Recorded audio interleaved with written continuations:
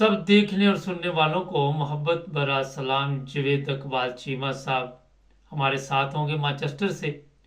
और आप सबके इल्म में है, कल की खलबली मची हुई है।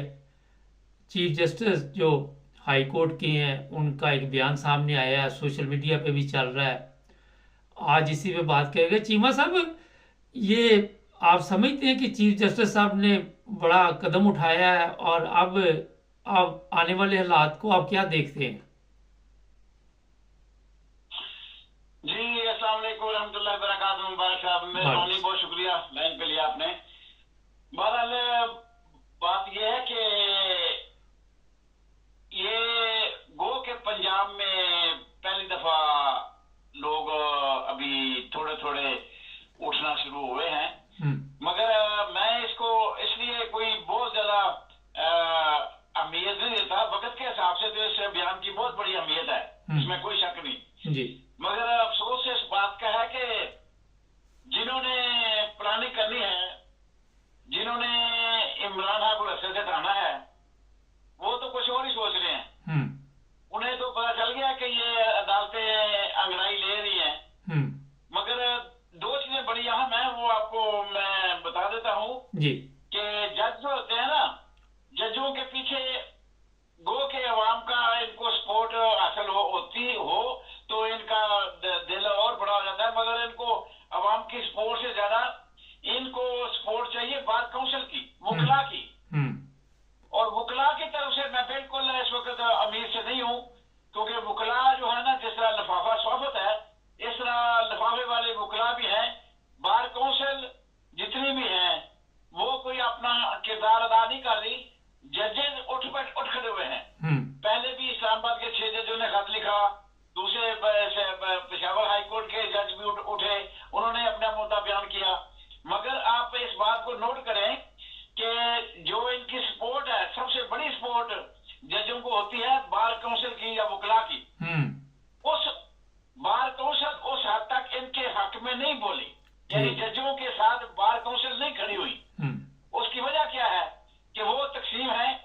और जिस तरह सहाफत में लिफाफा सहाफत होती है, सियासतदानों में लोटे होते हैं, इसी तरह वकला के अंदर भी बहुत सारे लोग खरीदे हुए हैं और बहुत सारे नेगेटिव रवस इख्तियार किए हुए हैं, क्योंकि उनको भी दाल पानी मिलता रहता है, बाल पानी मिलता रहता है, जिससे वो किसी कीमत पे भी अपना रोल अदा करने को तैयार नहीं है। नंबर 1। नंबर 2, अब जज अगर थोड़ा बहुत उठे हैं तो चौधरी निजामुद्दीन ने ये सोच लिया है कि इनसे तवक्को नहीं रखनी, इसलिए उन्होंने पंजाब की जो डाकू रानी है, वो पंजाब असेंबली से उन्होंने कैबिनेट से इमरान खान के खिलाफ एक नया बिल पास करवा लिया है। काबीना से मंजूरी ले ली है उसकी कि ये दहशतगर्द है, गद्दार है, और जो उसके खिलाफ ये लाना है, जिस तरह भुट्टो को फांसी दी थी, इस तरह का प्रोग्राम बना के उन्होंने काबीना से वो पास करवा लिया है। अभी उन्होंने जो रास्ता इख्तियार किया है, इसका मतलब है कि मुल्क में इमरजेंसी लगने वाली है या मार्शल लॉ लगने वाली है, क्योंकि ये वो कोर्ट देंगे नहीं, वो अपनी आर्मी कोर्ट में उसको फौजी ट्रायल में ले जाएंगे, क्योंकि उनको इस बयान के बाद, इससे पहले 6 जजेस उठे, मोहसिन कियानी ने जो किया जसर सत्तार ने जो किया, जसर अतर मेनुल्लाह के जो जज्बात थे, उन्होंने इस बात को भांप लिया, इसलिए उन्होंने रास्ता दूसरा इख्तियार कर लिया है। अब उसमें जजेस अगर आज खड़े भी हो जाए तो उससे इमरान खान को, तहरीक इंसाफ को वो फायदा नहीं मिलने वाला, क्योंकि वो तो इस गेंद को ही दूसरी कोर्ट में ले गए हैं। उन्होंने गेंद को इस कोर्ट से वैसे ही जो है ना मूव कर लिया है, अपनी पसपाई इख्तियार कर ली है। ये सूरत हाल है। गो के बयान अच्छा है, इसमें कोई शक नहीं, मगर इस बयान की अहमियत उस वक्त थी, या इस बयान की जो असल वक्त उस वक्त थी, अगर इसके पीछे बार काउंसिल के सारे जो है ना, सारी बार काउंसिल ये इसकी पेशवाई में इसके पीछे होती और वकला इसका साथ देते। मगर अफसोस कि अभी तक वकला ना तो कोई बड़ी तहरीक चला सके हैं। वो तहरीक भी जो चली थी, जिसको हम बड़ी कहते थे, वो भी इफ्तिखार चौधरी के, उसके पीछे भी जनरल क्या नहीं था। तो जिस तरह किसी को सपोर्ट जब तक नहीं होती, तरीके नहीं चीमा साहब जी, तहरीक जो है ना, जी शुक्रिया। वो कामयाब हुई थी। ये अभी अभी जो तहरीक नहीं चली, इसके इसकी वजह ये है कि वकलात तकसीम है। जी सर ये बताइए कि जिन लोगों ने 9 मई की तहकीक की, तफ्तीश की, सुना वो बड़े अमीर हो गए हैं, उनको खूब नोटू शोटू दिए हैं और उनके वारे न्यारे हो गए हैं, ये दौलत इस तरह लुटाई जा रही है पाकिस्तान की, क्या वजह है कि एक बंदे में भी गैरत नहीं, एक बंदे में भी शर्म नहीं कि हम किस रास्ते पे चल रहे हैं। दूसरी तरफ हिंदुस्तान है, बांग्लादेश है, उनके देखे खजाने किस तरह भरे पड़े हैं और हमारी जो हालत है, हमारे पास जो सिर्फ 9 मई और ये तराने पड़े हुए हैं, ये वीडियो पड़ी हुई है। उसकी वजह यह है कि पहली बात तो यह है कि इमरान खान ठीक कहता था कि हम गुलाम थे, गुलाम हैं और गुलाम ही रहना चाहते हैं। दूसरी बात यह है कि जिनके अंदर कर्ज होनी चाहिए थी वो उन्होंने कर्ज नहीं दिखाई। ब्यूरोक्रेसी मुकम्मल तौर पे लेट गई। नंबर एक, जजेस ने अभी उठना शुरू किया है। इससे पहले जजेस उनके प्रेशर में आए, जजों ने फैसले किए, जजों ने उनके सपोर्ट की, जजों ने उनको हौसला बढ़ाया और एक एक दिन के अंदर एक हफ्ते के अंदर 3-3 सजाएं दी और जजों ने वो अपना काम किया जो आम पब्लिक सोच भी नहीं सकती थी। अब उन्होंने ब्लैकमेल होकर किया या किसी फ्रस्ट्रेशन में किया या अपनी कमजोरी में किया, ये एक अलग बात है। कमजोरियां हर तबके में होती हैं, कोई शक नहीं, मगर इस तबके में उन्होंने बड़ी प्लानिंग के साथ इन सब की पहले वीडियो बनाई हुई थी। मुकम्मल तौर पे एक एक जज को उन्होंने पहले ही सारा उनका रिकॉर्ड रखा हुआ था अपने पास, तो वक्त आने पे उन्होंने इसको इस्तेमाल किया और वो उसमें कामयाब हो गए, इसमें कोई शक नहीं। क्योंकि ये दूर की सोच थी और ये अपने हमारी ISI ने, अपने इंटेलिजेंस एजेंसियों ने, उनके पास सारा रिकॉर्ड था, उन्होंने वक्त देख के उसको इस्तेमाल किया। अब आपका सवाल है कि क्या था सवाल? मेरा सवाल ये था कि जिन लोगों ने 9 मई की तफ्तीश की, तहकीक की, वो बड़े अमीर हो गए, सुना उनके पास खूब नोटू शोटू आ गए। ये है ना मसला। इसीलिए कहते हैं ना कि कौमों के जमीन जो है ना वो सोए हुए होते हैं। तो जब खरीदो हो तो इस तरह की हो, जन जर और जमीन, मुआशरा तबाह हो चुका है। मुआशरे के अंदर जिस तरह हुक्मरान रहे हैं 70 साल 75 साल से जो खेल खेला गया है, उससे सीधी सी बात है कि जिस किस्म का माहौल होता है ना, उस माहौल का असर लाजमी होता है। ये है बात। हमारा माहौल तबाह किया गया, बड़े मुनज़्ज़म तरीके से, बड़ी सोच के साथ तबाह किया गया, उसको इस लाइन पे डाला गया। अब हर बंदे के ज़हन के अंदर प्लाट, जमीन का लालच और प्लाटों का लालच और दौलत का लालच वो घर का चुका है। अब ये इतनी जल्दी तो निकलने वाला नहीं था, क्योंकि जमीन को जगाने वाला जिनका काम था, उन्होंने हमारे जमीनों को जगाया नहीं बल्कि सुनाया। वो थे मुफ्ती हजरात या मौलाना हजरात, जो आज भी वही किरदार अदा करते हैं। इतना बद किरदार, इतना बुरा किरदार जो आज वक्त के मौलवी कर रहे हैं, मेरे ख्याल में कभी ऐसे पहले, सदियों पहले नहीं हुआ था। जो आज किस जगह पे एक भी मौलवी स्टैंड खड़ा नहीं हुआ, एक भी मौलवी खतीब मुफ्ती सच के साथ खड़ा नहीं हुआ, सब के सब बिके हुए हैं। इसलिए ये सूरत हाल जो है ना, ये को आज की तैयार नहीं हुई।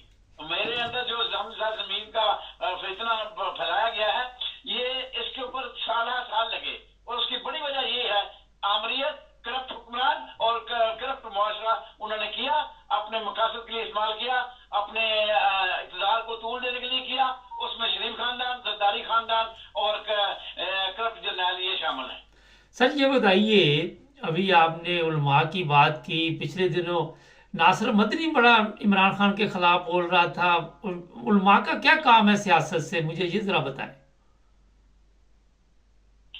आप ताहिर रशीदी को देख लें, उलमा का काम है उनकी, जिनको शोरा लगा होता है, जिन कुत्तों के आगे हड्डी डाली जाए तो उनको उसका चस्का लगा होता है, वो तो इंतजार करते रहते हैं कि हड्डी आए, और हड्डी डालने के लिए उनके पास पैसा बहुत है। एस्टेब्लिशमेंट के पास तो पैसा है ही इतना कि वो जिसको मर्जी खरीदे, क्योंकि उनका हिसाब तो कोई ले नहीं सकता, ना उनको कोई चेक कर सकता है, ना उनका कोई ऑडिट कर सकता है। तो जितना पैसा हमारी स्टेटमेंट फौज के पास है, जितने उसके अदारे हैं, वो तो मुकम्मल तौर पे जो है ना 60% हमारे सारे मुल्क का बजट तो उनके पास है। अब तो 60 से ज्यादा चला गया, 70% याशियां उनकी। तो वो तो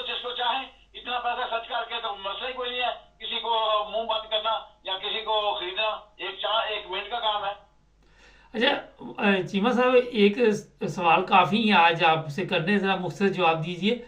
ये बताइए कि जो रिक्वायरमेंट इस वक्त सामने रखी है कि ये जो लोग गायब हो रहे हैं, जिन्हें आप कहते हैं कि नामालूम अफराद उठा के ले गए हैं, आप समझते हैं कि ये चीफ जस्टिस कुछ कर पाएगा? लापता अफराद की बात कर रहा हूँ मैं। देखिए जी जब तक मैं वही बात है ना, ये तो कर रहे हैं। चलो अगर ये समझो वक्त तौर पे कि 5 6 7 8 9 जज खड़े हो गए हैं, मगर उनको सपोर्ट कितनी मिली है? मसला ये है कि उनके वो कर सकते हैं, मगर हर काम जो है ना अवाम की सपोर्ट से होता है। ये चौधरी निजामुद्दीन चला रहा था ना मुल्क को, तो इसकी इकोनॉमी ठीक क्यों नहीं हुई? मुल्क का बेड़ा क्यों हुआ?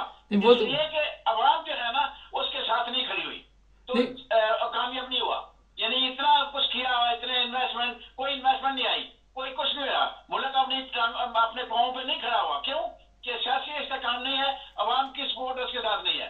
और यही हाल जजों का भी होगा कि अगर मैं और आप उसकी सपोर्ट नहीं करेंगे, मैं और आप मीडिया में उनके हक में नहीं उठेंगे, तो फिर उनका भी मुराल वो इतना आगे नहीं जाएगा। एक वक्त बात वो भी फिर डाउन होते जाएंगे, ये हावी हो जाएंगे। और दूसरा बात यह है कि अगर ये जज खड़े भी हो जाते हैं तो उनके पास एक फौजी ट्रायल का जो है ना अलग एक निजाम है, तो उन्होंने वहां यहां से लेके वो फौजी ट्रायल में चले जाएंगे, तो सारा काम जो है ना वही रह जाएगा। अब देखना ये है कि इमरजेंसी लगती है और या कोई फॉर मार्शल लगती है, तो फिर जजों का जो है ना फिर देखना होगा कि जज और वकला कहाँ खड़े हैं। असल मामला वहां से शुरू होगा। अभी जो कुछ हो रहा है ठीक है, अच्छी बात है, खड़े हो गए हैं, मगर अब जो नेक्स्ट आने वाली चीज है उसके खिलाफ अगर जज और वकला खड़े हो गए तो फिर कामयाबी होगी। अदरवाइज चौधरी निजामुद्दीन कामयाब हुआ है, जीत रहा है, जीत जाएगा। सर ये बताइए, चौधरी निजामुद्दीन तो कहता है कि पाकिस्तान की तरक्की को कोई नहीं रोक सकता। हाँ, ये तो हर जो तबाह करने वाला होता है उसकी नजर में ये होता है कि मैं बड़ा तरक्की कर रहा हूँ। वो अब अगर उससे कोई पूछ नहीं सकता ना, कोई सवाल ही नहीं कर सकता कि मुल्क इस वक्त कहाँ खड़ा है। अगर उसको ये नजर ही नहीं आता तो इसका मतलब है वो उसकी गलत सिमत है, वो सही सिमत में नहीं जा रहा। तो ये तो वजह है, ये तो हमारा चौधरी निजामुद्दीन का फर्क है कि हम कहते हैं कि कहाँ जो है ना वो काला है, वो कह रहा है कहाँ चिट्टा है। अब बात यह है यहीं से तो काम खराब हो गया। अच्छा उसको कहाँ से काला नजर आ ही नहीं रहा, चले वो एक ही रट लगा हुआ है कि कहाँ सफेद है, कहाँ सफेद है। तो फिर जब उसकी नजर में कहाँ सफेद है, उसने रात ही ये लगानी है कि कहाँ सफेद है, तो फिर उसको तो मुल्क बड़ा अच्छा नजर आएगा, बड़ा अच्छा जा रहा है, चाहे मुल्क गड़े में गिरा हुआ हो। अच्छा उसको अच्छा नजर आ रहा है। क्यों? उसका तख्त कायम है। जब तक तख्त नहीं हटता उसको अच्छा नजर आएगा सब कुछ। तख्त को जरा भी जम्बश आई तो फिर उसे सब कुछ बदल चल जाएगा। चीमा साहब ये बताइए कि अगर इमरान खान का केस जो है वो फौजी अदालतों में चलता है, फौज के तो अवाम पहले ही बड़ी खिलाफ है, तो फिर क्या होगा? देखिए जी, पहले क्या होगा और बाद में क्या होगा। एक बात मैं आपको बता दूं कि ना इस निजाम ने बदलना है, ना मुल्क की तकदीर ने बदलना है, ना मुल्क ने पटरी पे चढ़ना है, ना मुल्क ने सुरखरू होना है, और ना मुल्क ने दुनिया के नक्शे के ऊपर उभरना है जब तक इस मुल्क में इनकलाब नहीं आएगा। इनकलाब is only solution of country, no other way to change this bloody nonsense system. और इनकलाब कोई प्लेट में रख के नहीं दिया करते। मैं इस बात से मुतफिक नहीं हूं कि इस तरह की कोई तरीक चलेगी जलसे जुलूसों वाली तो इनकलाब आ जाएगा। मैं कथित तौर पर दो बातें आपसे करता चलूंगा कि इनकलाब लाना है अवाम ने। जब तक अवाम सड़कों में नहीं आएगी इनकलाब नहीं आएगा।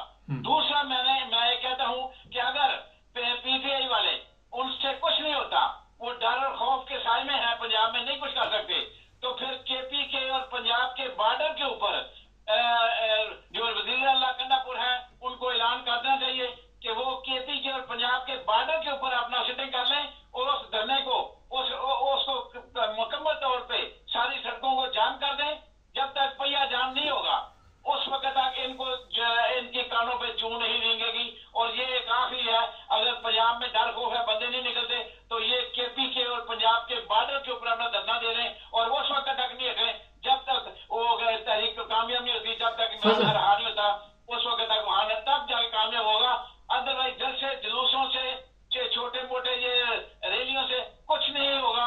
सर ये बताइए, इनकलाबों में जी। कहते हैं कभी निजाम नहीं बदला उस मुल्क का, दुनिया में तारीख देख लें, कभी भी आइन और कानून टाइम कम है से कभी भी इनकलाब नहीं आया। चीमा साहब, टाइम कम है।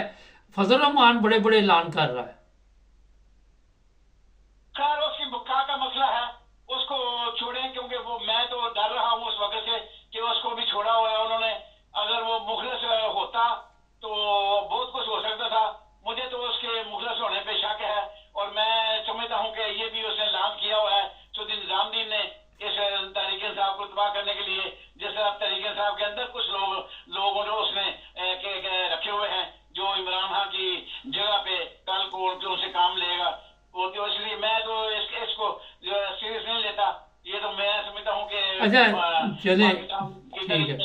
अच्छा मुझे ये बताइए, अभी आपने कहा कि माशरे की बड़ी बुरी हालत है, सबसे ज्यादा हाजी पाकिस्तान से जाते हैं उम्रा करने, हज करने, तो क्यों नहीं तब्दीली आ रही? मुख्तसर सा जवाब, बड़ा लंबा हो गया प्रोग्राम।